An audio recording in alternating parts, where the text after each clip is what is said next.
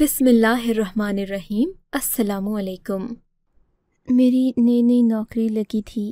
میرے شوہر کو پہلے ہی یہ ڈر تھا کہ کہیں نوکری لگنے کے بعد میں اپنے گھر سے غافل نہ ہو جاؤں، اسی لیے وہ مجھے کہتے تھے کہ تم گھر کو زیادہ دھیان دو، پیسے کمانے کے لیے میں ہوں، اس بات کی فکر کرنے کی ضرورت نہیں ہے۔ میں اپنے شوہر کی بات مان بھی لیتی تو حالات سے لڑ نہیں سکتی تھی، کیونکہ ہمارے گھر میں روپے پیسے کی ضرورت تھی۔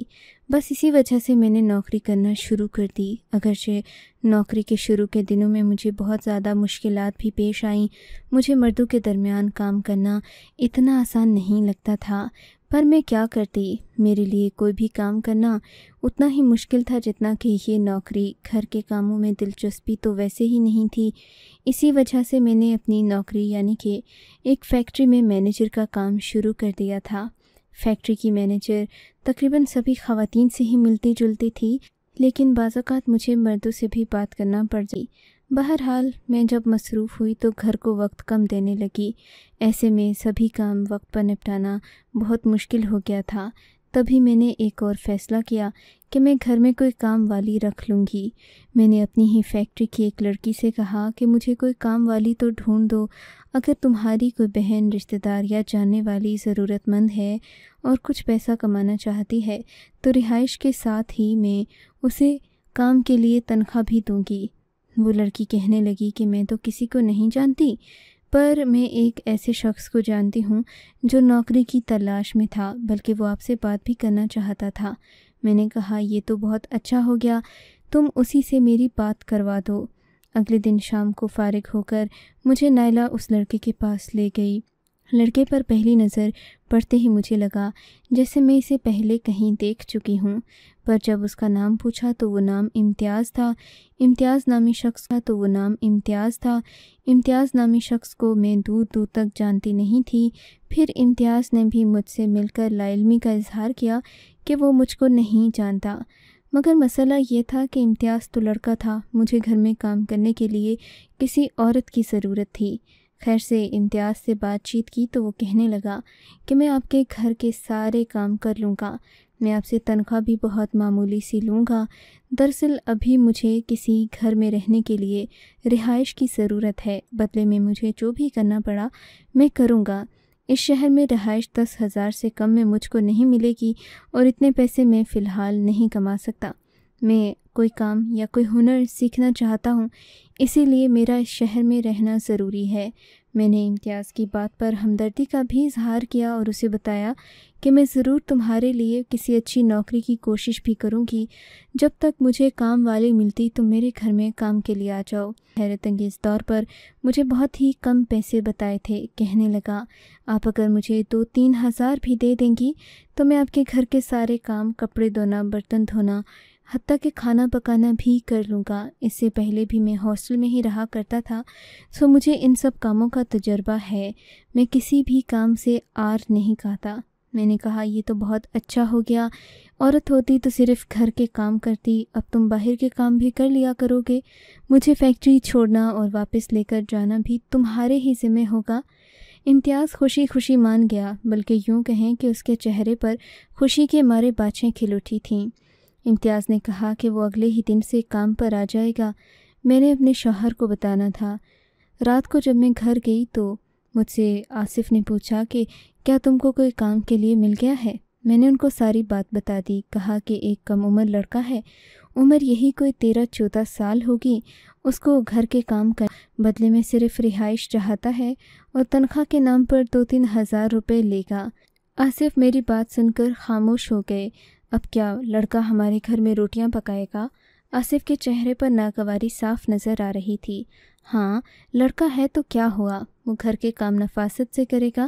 اور آپ کا کیوں موڈ آف ہو گیا ہے؟ آپ کیا چاہتے ہیں میں کوئی خوبصورت سی نوجوان نوکرانی لا کر رکھوں تاکہ آپ اس کے ساتھ پیار کی پینگیں بڑھائیں میری غیر موجودگی میں؟ میری بات سن کر آصف ہنس پڑے۔ ارے بیگم، تم یہ کیسی باتیں کر رہی ہو؟ میرا ہرگز کوئی ایسا ارادہ نہیں ہے، ایسی بات ہوتی تو میں تم سے شادی ہی کیوں کرتا؟ دیکھو نا، تم اتنی خوبصورت نہیں ہو، پر پھر بھی تمہارا کردار اور سیرت میں تو تمہارا دیوانہ ہو گیا تھا۔ آصف یہ کہہ کر پھر مجھے چھیڑنے لگے اور یوں ہم انہی باتوں میں گم ہو کر رہ گئے۔ امتیاز کی بات درمیان میں ہی رہ گئی تھی۔ اگلی صبح جب کہ میں ناشتہ بنا رہی تھی، دروازے پر دستک ہوئی۔ میں نے آصف سے کہا کہ جا کر دروازہ کھولیں۔ آصف نے دروازہ کھولا تو بولے، سامنے کوئی لڑکا کھڑا ہے، کہہ رہا ہے کہ آپ کے گھر کام کرنا ہے۔ مجھے امتیاز کی بات یاد آ گئی۔ میں بھی آ کر دروازے پر دیکھنے لگی تو واقعی امتیاز ہی کھڑا تھا۔ امتیاز کہنے لگا، بی بی جی، آپ نے مجھے کام پر آج ہی کے دن بلایا تھا، سو میں نے سوچا کہ آپ سے مل کر گھر کے کاموں کے بارے میں تفصیل جان لوں۔ میں نے کہا، ہاں ایسا ہی ہے، تم اندر آؤ، میں تمہیں اپنے شوہر سے بات کرواتی ہوں۔ یوں امتیاز میرے گھر کے ڈرائنگ روم میں آ کر بیٹھ گیا۔ اس نے وہی باتیں دہرائیں جو میرے سامنے کی تھیں۔ کہنے لگا، مجھے بس رہائش چاہیے۔ آصف کہنے لگے کہ رہائش تو میں تم کو دے دوں گا، پر ایک شرط پر، جس دن میں گھر نہیں ہوں گا اس دن تم کو اپنا ٹھکانہ کہیں اور کرنا پڑے گا۔ ویسے تو امتیاز کم عمر تھا، پر مجھے بھی زیادہ مشکل 1-2 سال ہی تھی۔ اس کے بعد میرے شوہر کی بھی تنخواہ میں اضافہ ہو جاتا اور عین ہمیں کمپنی کی طرف سے ہی پکا پکایا کھانا اور گھر میں کام کرنے والا شخص بھی مل جاتا۔ یوں آصف نے اس لڑکے سے کہہ دیا کہ تم کل سے کام پر آنا شروع کر دو، آج میں اپنے گھر میں تمہارے لیے نئی جگہ کا انتظام کرتا ہوں۔ ایک کمرے کا دروازہ نہیں لگا، ہو سکتا ہے کہ میں تمہیں اسی کمرے میں رہائش دے دوں، کیونکہ وہ بیٹھک ہے اور گھر سے علیحدہ اس کا دروازہ بھی کھل جاتا ہے، سو تم کو میرے آنے یا نہ آنے کی محتاجی نہیں ہوگی۔ یہ بات سن کر امتیاز مطمئن ہو کر چلا گیا۔ آصف بھی کہنے لگے کہ لڑکا تو اچھا ہے، اس میں ایسی ویسی کوئی بات نہیں ہے کہ میں شک کروں، پر پھر بھی تم اکیلی ہو، میری اماں بھی یہاں نہیں ہیں۔ میں کوشش کروں گا کہ جلد ہی اماں کو بھی یہیں پر بلا لوں، تاکہ ہمارے لیے آصف کو رکھنا اور زیادہ آسان اور محفوظ ہو۔ مجھے اپنے شوہر کی باتیں بہت اچھی لگی تھیں۔ تھوڑی دیر بعد ناشتہ کرنے کے بعد آصف کام کے لیے نکل گئے۔ میں نے بھی اپنے آفس کی چابیاں لیں اور باہر آ کر گاڑی میں بیٹھ گئی۔ آج مجھے گاڑی خود ہی چلانا تھی، لیکن مجھے ہمیشہ گاڑی چلاتے ہوئے ایک ڈر سا محسوس ہوتا تھا۔ ایسا لگتا تھا جیسے کوئی مجھے دیکھ رہا ہے اور بیچ راستے میں میری گاڑی مجھے روک کر مجھ سے چھین لے گا، پر ایسا کچھ ہوتا نہیں تھا۔ اور اب تو میں یہ سوچ رہی تھی کہ امتیاز مجھے چھوڑنے اور واپس لینے بھی آ جایا کرے گا۔ تبھی مجھے ذہن میں ایک دھماکہ سا ہوا اور یاد آیا کہ امتیاز کو میرے گھر کے بارے میں کیسے پتہ، کیونکہ میں نے کل جب امتیاز سے بات کی تھی تو اس کو اپنے گھر کے بارے میں کچھ نہیں بتایا تھا۔ پر عجیب بات تو یہ تھی کہ آج صبح ہی امتیاز میرے گھر آ گیا تھا اور اسے میرے گھر کا پتہ بھی معلوم تھا۔ ایسا اتفاق کیسے ہو سکتا ہے؟ ایک تو مجھے ویسے ہی لگ رہا تھا کہ میں امتیاز کو پہلے کبھی دیکھ چکی ہوں، اور اب یہ واقعہ، اب ایسا کوئی حسن اتفاق تو ہو نہیں سکتا تھا کہ میں کہتی کہ یہ یوں ہی ہو گیا ہے۔ بہرحال اس لڑکی کو بھی جس نے مجھے امتیاز کے بارے میں بتایا تھا، پر وہ لڑکی کہیں نظر نہ آئی، حالانکہ وہ روزانہ فیکٹری میں کام کرنے آتی تھی۔ خیر سے میں اپنے کاموں میں مشغول ہو گئی۔ دن یوں ہی گزر گیا۔ چھٹی کے وقت میں سیڑھیوں سے اتر رہی تھی کہ مجھے سامنے سے امتیاز آتا دکھائی دیا۔ میں نے اس کو روک لیا۔ امتیاز ہی ہو نا تم؟ میں نے پوچھا۔ جی بیبی جی، آپ نے ابھی تک مجھے پہچانا نہیں؟ میں نے تو تم کو پہچان لیا، پر یہ بتاؤ تمہیں میرے گھر کا پتہ کس نے دیا؟ میں نے مشکوک نگاہوں سے اسے دیکھتے ہوئے کہا، ارے بیبی جی، آج کل تو زمانہ ہی ایسا ہے کہ ہر بات کی خبر ہو جاتی ہے۔ زیادہ باتیں نہ بتاؤ، یہ بتاؤ کہ تم کو میرا گھر کا پتہ کس نے بتایا؟ میں نے سختی سے پوچھا۔ بیبی جی، آپ مجھ پر شک کر رہی ہیں؟ اس نے بے بسی سے کہا۔ میں نے تمہیں جو پوچھا ہے وہ بتاؤ کہ یا پھر میں تمہیں اپنی نوکری سے ہی نکال دوں۔ میری بات پر وہ گھبرا گیا اور بولا، بی بی جی معاف کرنا، دراصل آپ کا شناختی کارڈ گر گیا تھا اسی دن جب آپ مجھ سے ملنے کے لیے آئی تھیں۔ وہ شناختی کارڈ میں نے اپنے پاس رکھا تھا، سوچا تھا کہ آپ کو واپس کر دوں گا، لیکن آپ جلدی میں تھیں، آپ کو میں آوازیں دیتا رہ گیا، پر آپ جا کر گاڑی میں بیٹھ گئیں۔ میں آپ کو شناختی کارڈ نہیں دے پایا، یہ لیجئے، اسی پر آپ کا پتہ بھی لکھا ہوا تھا۔ اس نے یہ کہہ کر مجھے دوبارہ سے حیران کر دیا۔ میں نے سوچا کہ چلو ایسا ہی ہوا ہوگا، میں خواہ اس لڑکے پر شک کر رہی تھی۔ میں نے شناختی کارڈ لے لیا اور آ کر گاڑی میں بیٹھ گئی۔ میرا رخ اب گھر کی طرف تھا۔ راستے میں ایک چوکی آئی، यहाँ पर भी शायद शनाख्ती कार्ड दिखाना था। इत्तेफाकन मैंने अपना शनाख्ती कार्ड निकाल कर देखा तो उस पर अम्मी जान के घर का पता दर्ज था। क्योंकि मैंने तो अभी तक अपने शौहर का नाम शनाख्ती कार्ड पर बदलवा कर नहीं लिखा था, तो फिर अगर शनाख्ती कार्ड पर मेरे पुराने घर का पता, तो इस लड़के के पास मेरा शनाख्ती कार्ड आया कैसे और इसने मेरे घर का पता कैसे मालूम किया? ये एक बहुत बड़ा सवाल था और इसी सवाल ने मुझे शक में डाल दिया था। इसका मतलब कि इम्तियाज़ ने मुझसे झूठ बोला कि उसने शनाख्ती कार्ड पर से मेरा नंबर और मेरे घर का पता देखा था। या अल्लाह, ये दुनिया भी कितनी झूठी है। अब तो मुझे डर लगने लगा है इम्तियाज़ से। यही सोचते सोचते मैं घर पहुंच गई। आसिफ भी ऑफिस से आ चुके थे। आज उनको जल्दी छुट्टी हुई थी। मैं कुछ परेशान सी थी।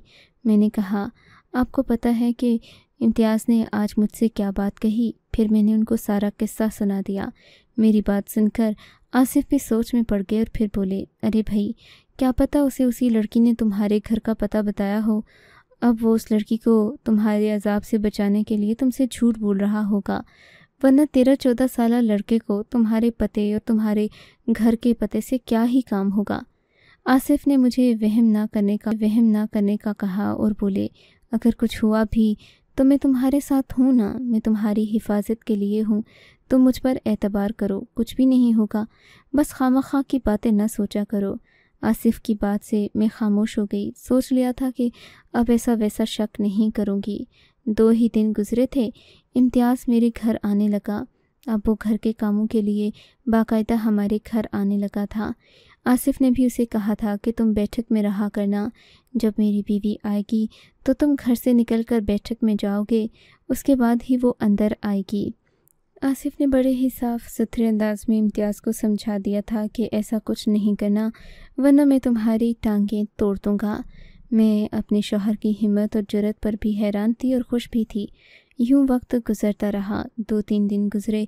इम्तियाज़ ने मेरे घर का नक्शा ही बदल कर रख दिया। मैं घर से आती तो पूरा घर चमक रहा होता। इतनी सफाई औरत के हाथ में नहीं देखी थी जितनी कि इम्तियाज़ के हाथ में थी। मैं किचन में आई तो तकरीबन होटल ही के स्टाइल का खाना रखा हुआ था। ऐसा लगता था जैसे ये खाना बाहर से मंगवाया गया हो। मैंने घर में चीज़ें देखीं। एक ख़ास किस्म का सलाद जो कि मुझे इम्तियाज़ ने बना कर दिया था, वो तो घर में ऐसी चीज़ें थीं ही नहीं जिनसे बनाया जा सकता। मैं हैरान थी कि इम्तियाज़ ने इतना अच्छा और उम्दा खाना बनाया, पर घर में रशियन सैलड के लिए तो ऐसी कोई चीज़ न थी। ना ही क्रीम थी, न फल मौजूद थे, ना ही और अज्जा थे जिनसे रशियन सैलड बनाया जाता। मुझे अब इस बात पर भी शक हो रहा था, या शायद इम्तियाज़ का तारुफ मुझसे इस अंदाज में हुआ था कि मुझे उसकी हर बात पर शक होने लगा। पर यह तो साफ नज़र आ रहा था कि इम्तियाज़ ने होटल से ही खाना ला कर रखा है। मैंने सोचा कि क्या पता वो हमारे मुरव्वत के काम करना जानता ना हो और करने की कोशिश कर रहा हो। ऐसा ना हो कि बाहर से मांग तांग कर हमारे लिए खाना लाकर रख दे और हम बाद में मुश्किल में पड़ जाएं। मैंने ये बात आसिफ को बताई तो बोले, अरे इसमें परेशान होने वाली क्या बात है? तुमको तो शुक्र करना चाहिए कि तुम्हारा मामूली सा नौकर तुम्हारे लिए इतने लजीज खाने बनाता है, वरना खुद सोचो, ऐसे लजीज खाने तो तुम्हें भी बनाना नहीं आते। आसिफ फिर मेरा मजाक उड़ाने लगे। हम अपनी ही बातों में मसरूफ़ हो गए। खाना बहुत लजीज पका था। मैंने आसिफ से बातों बातों में कहा कि अगर हमारे नौकर में इस चीज़ों में कोई नशावर दवा मिलाती हो, हम खाना खाने के बाद तो बेहोश हो जाएंगे। आसिफ बोले, तुम कितनी पागल हो। अगर उसने ऐसा ही करना होता तो चाय या पानी में मिलाता। उसको इतनी मेहनत करने की क्या ज़रूरत थी?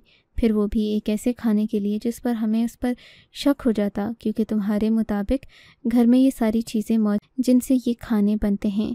आसिफ की बात सुनकर मैं एक बार फिर खामोश हो गई। मैं जानती थी कि वो कभी इस बात को संजीदगी से नहीं लेंगे, पर मेरा दिल कह रहा था कि कुछ न कुछ गलत है, जो मेरी छठी हिस्स को ख़बरदार कर रहा था। खैर, काफ़ी देर गुजर गई। हम लोग खाना खाकर सो गए। वक्त पर जाके आसिफ कहने लगे, आज मैं तुम्हें घुमाने फिराने लेकर जाऊंगा। मैंने करीब ही एक होटल देखा है जो कि नया खुला है। इसमें हर किस्म के नए और पुराने खाने मिलते हैं, यानी रिवायती खाने जो कि तुमने कभी खाए नहीं होंगे, क्योंकि वो बहुत मेहनत से बनते हैं। शाम को मैं और आसिफ खाने के लिए चले गए। ये रात का वक्त था। हमें खाना खाते हुए तकरीबन 10 मिनट ही गुजरे थे कि मुझे इम्तियाज़ की शिबा का एक लड़का नज़र आया जो कि बिल्कुल उसकी सूरत से मिलता जुलता था। शायद वो ऑर्डर लेने के लिए आया था, पर जैसे ही उसकी नज़रें मुझसे मिलीं वो यूं घबरा गया कि जैसे उसने कोई गलती कर दी हो। इससे पहले कि मैं उसे वो वहाँ से भागता हुआ वापस चला गया। इसका कद इम्तियाज़ से काफ़ी ज़्यादा था और ये खूबसूरत भी बला का था, मगर इसमें कोई ना कोई चीज़ ऐसी थी कि ये हूबहू इम्तियाज़ जैसा लगता था। मैं आसिफ से ये बात कहती, फिर सोचा कि ऐसा ना हो आसिफ मुझ पर ही शक करने लगे कि मुझे एक मामूली से नौकर में आखिर क्या दिलचस्पी मालूम होने लगी। मैं खामोशी इख्तियार कर गई थी, पर मेरा दिल बहुत बेचैन था। फिर मैंने सोचा कि क्या पता यही लड़का हमारे घर में काम करता हो और शाम को वहाँ रहने के लिए आता हो। ये सोचकर मैंने आसिफ से कहा कि हमें जल्दी जल्दी घर चलना चाहिए। मैं और आसिफ फ़ौरन घर पहुँचे।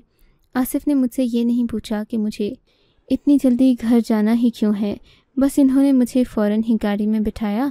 मैंने तबीयत की ख़राबी का बहाना किया और हम लोग घर आ गए। मगर घर आकर अजीब मंजर था जो मेरी आंखों के सामने था। इम्तियाज़ ने पूरे घर के कपड़े धोकर लिए छत पर डाले हुए थे। अब मैं इम्तियाज़ से क्या कहती? मेरे पास तो कहने के लिए कुछ भी नहीं था, क्योंकि घर का सारा काम तो वो कर चुका था। अब मेरे पास उसे कहने के लिए, डांटने के लिए कुछ बचा नहीं था। आसिफ भी खुश हुए कि उसने वक्त से पहले ही काम कर दिया था। मैंने इम्तियाज़ को छुट्टी दी और हम लोग अपने कमरे में आकर फ़िल्म देखने लग गए। नींद आई तो सो गए। सुबह में आँख खुली तो सोचने लगी कि आज दफ्तर क्या पहन कर जाऊँ। फिर याद आया कि आज तो इम्तियाज़ ने सारे कपड़े धो कर रखे हैं, मुझे वही कपड़े पहन कर जाने चाहिए। मैं छत पर गई। जाकर मैंने वो कपड़े उतार लिए और नीचे लाकर इस्त्री करने लगी कि मुझे इम्तियाज़ की याद आई। सोचा क्यों न जाकर इम्तियाज़ से ही कहूँ कि मेरे कपड़ों की इस्त्री कर दे। कपड़े इस्त्री करवाने के लिए मैं अपने कमरे से निकली और इम्तियाज़ के पास गई। इम्तियाज़ अपने ही किसी काम में मसरूफ़ था। मुझे देखकर घबरा गया। बोला कि क्या हुआ है बीबी जी, सब ठीक तो है ना? हाँ हाँ ठीक है।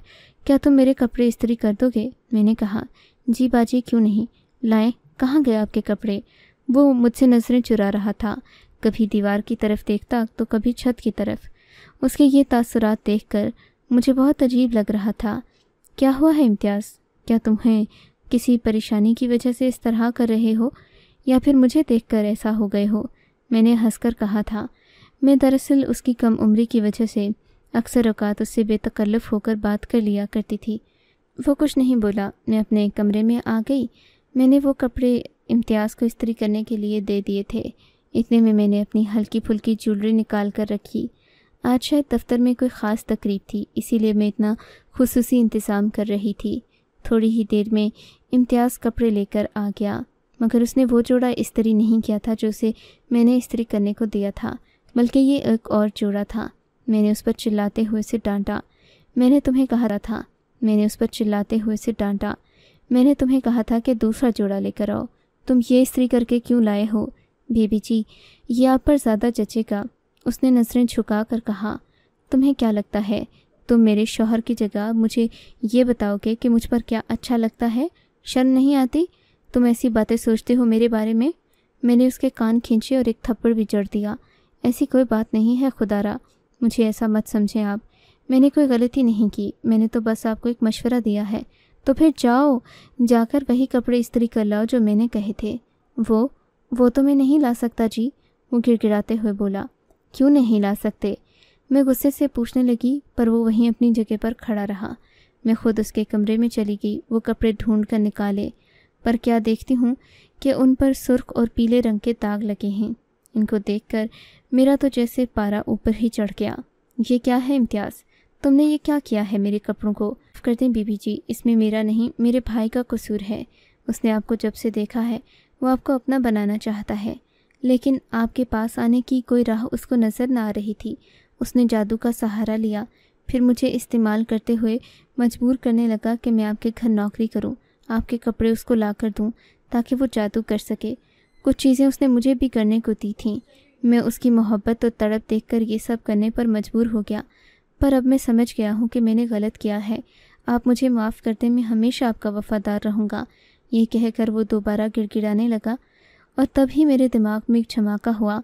सब मंजर किसी फिल्म की तरह मेरे दिमाग में चलने लगे। मैं जान गई थी कि मैंने इसके भाई को कुछ अर्सा पहले ही होटल में देखा था। उससे मुस्कुराकर बात क्या कर ली।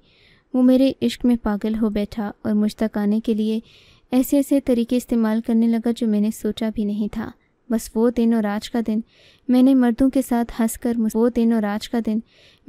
के साथ हंसकर मुस्कुराकर और नरम लहजे में बात करना छोड़ दिया। सच ही कहते हैं, मर्द को औरत की एक मामूली सी अदा भी इशारा, दावत या फिर खुले आम इजाज़त लगती है। आपको अगर ये कहानी अच्छी लगी है तो इस वीडियो को लाइक कीजिए और इस तरह की मज़ीद कहानियाँ सुनने के लिए हमारे चैनल को ज़रूर सब्सक्राइब कीजिए। कहानी सुनने का शुक्रिया। आपसे मुलाकात होगी अगली वीडियो में। तब तक के लिए अल्लाह हाफिज़।